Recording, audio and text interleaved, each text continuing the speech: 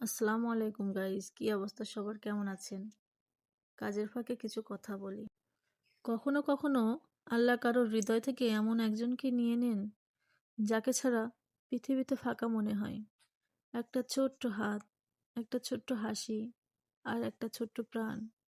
সে হয়তো এই দুনিয়ায় থাকার সময়ও পেল না, কিন্তু শুনুন, রাসূল সাল্লাল্লাহু আলাইহি সাল্লাম আমাদের জন্য কত সুন্দর আশা রেখে গেছেন।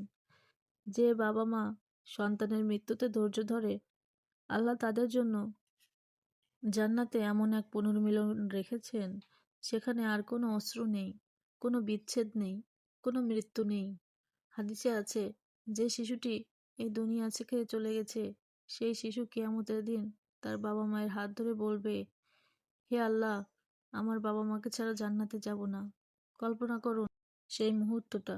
বিচার দিনের ভয়, আতঙ্কের মাঝে আপনার সেই ছোট্ট সন্তান দৌড়ে এসে আপনার হাত ধরে নেবে আর বলবে, চলুন মা, চলুন বাবা, আল্লাহ আমাদের জন্য জান্নাতে জায়গা রেখেছেন।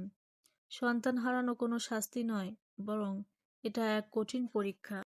আর সেই পরীক্ষার পরে রয়েছে অসীম রহমত, অসীম প্রতিদান। সুবহানাল্লাহ।